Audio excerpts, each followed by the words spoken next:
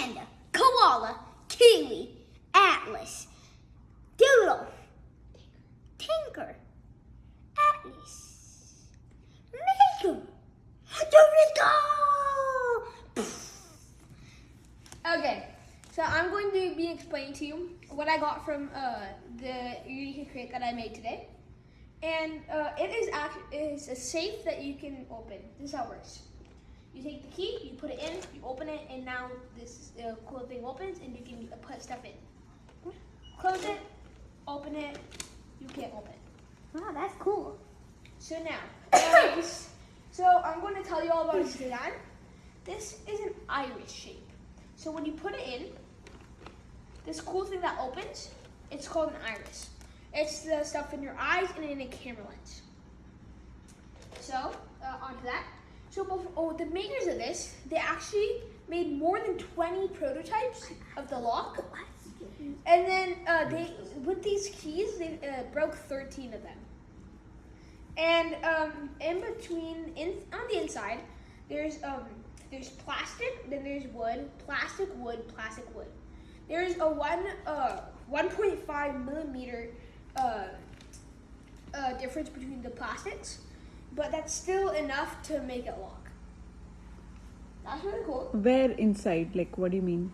If I were to open this, I don't know if y'all can see that there, but here on the inside, there's a plastic and there's wood. Mm-hmm. That's what it is. Question, are we going to be doing questions at the end? Yes.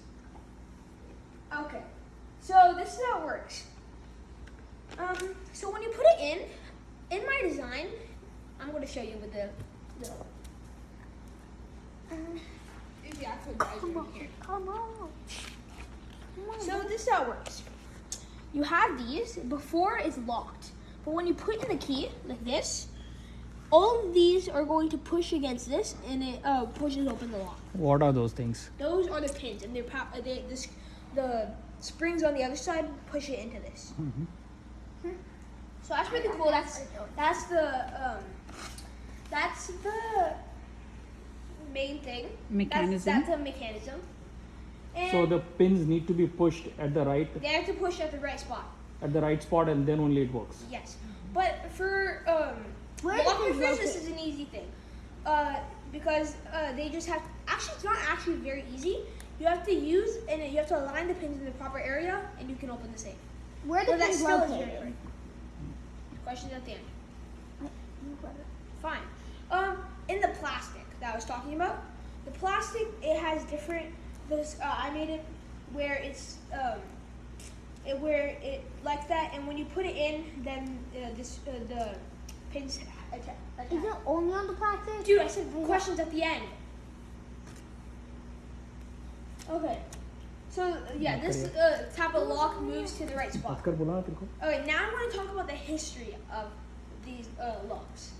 So these is stuff from the future.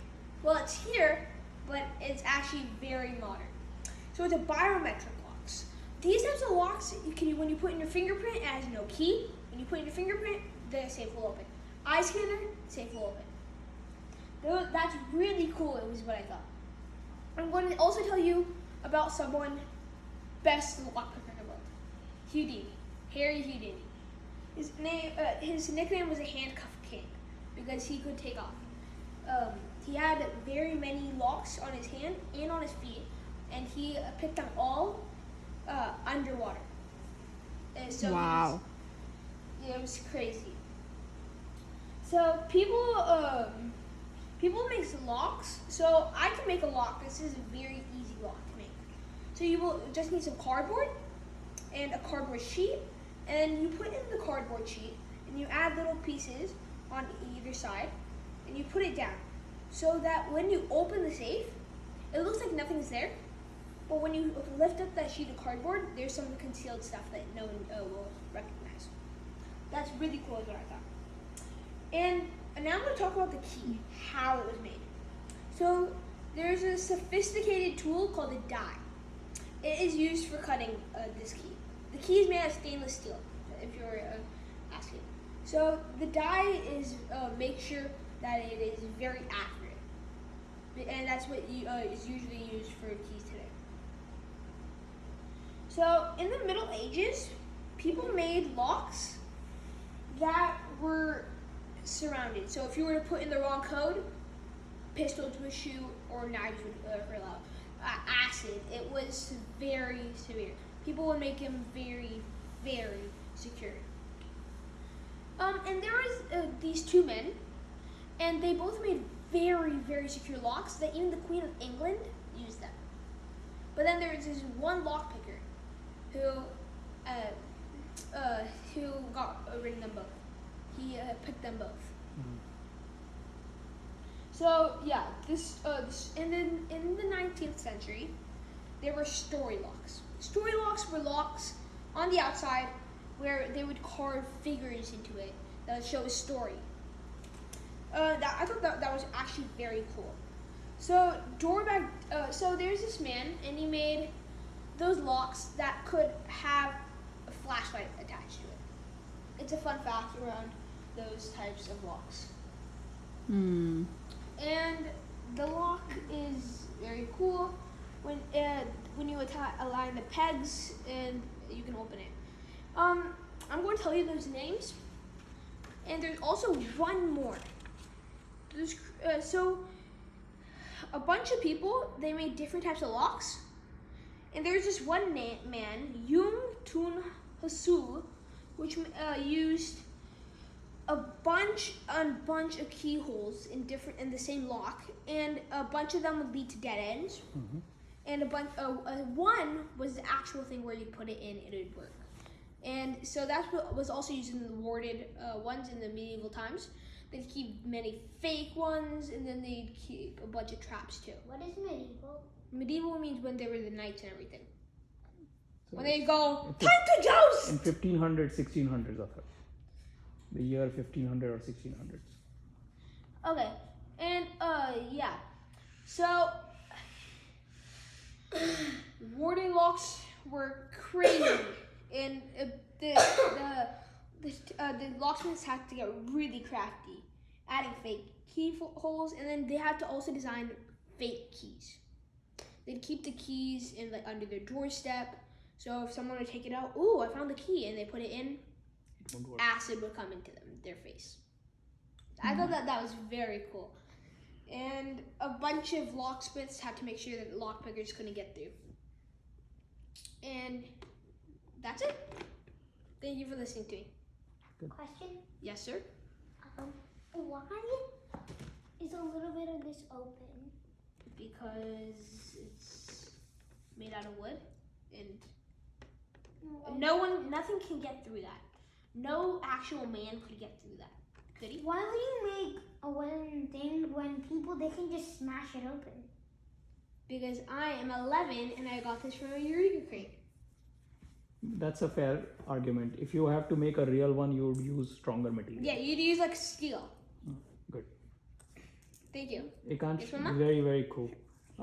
Question. I did not understand the pin mechanism properly. Can you explain that once again? So those pins, they are supported by a spring. Sorry.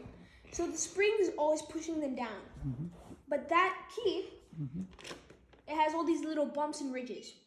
So when it fits into the right things, that puts the spring. So I have different sizes. I have a big, medium, small. So this is how it worked. I had medium, small. So what big. happens when the pins are aligned versus the pins are not aligned? What really goes So on? this, I had medium, small, big. So the medium is this flat part. So when it touches, it's perfect. Small goes down, and big stays up. So what happens because of that? I mean, medium, big, small. Sorry, So medium. when there is big, no small. key, where are they? And when there is key, what happens to those pins? So when the pins they come here, this is pushing them up, which is like pushing up against the springs, which pushes up the lock. What do you mean by pushes up the lock? If you were to push them up with the locksmith key, it wouldn't work. You have to have the exact thing. Right. What is pushing up what? The springs are pushing. Springs are pushing up what? The springs are being pushed up. And then what does that do? It's attached to another thing. Okay, so there you go. See, there's nothing. These all are different sizes. So these all are springs at different ends. And when the key comes in, it lines up all of these, right? Oh. So when how it- does the lining help? That means that it's easy to. It can open now. Then it gets unlocked. Right. So when all the lines are lined up, what does that do? That means it can open. So when these lines line up, then And this can move. this can move, right? Without then, this movement is blocked, Yes. right? So if this kind of goes up, then it frees this up to move. But lock pickers, if they're very skilled, they can open these just to make them at the right thing. Right. So what's happening here is rotating cylinder. It needs to move this up for the rotating cylinder to work. And the rotating cylinder is what unlocks it, right? Where it opens it. If it cannot rotate, If then it cannot does not. rotate, then it does not, right? So that's what the mechanism I wanted to understand. Right. And so when there is no key, they all are indifferent and does not let the drum roll. And when all of it lines up, then all of this is lined up, and so the drums can roll then. Okay. And then So I think you may want to key lock. I think you may want to read it again. Yeah, this How type of exactly? key lock is actually used everywhere. Correct.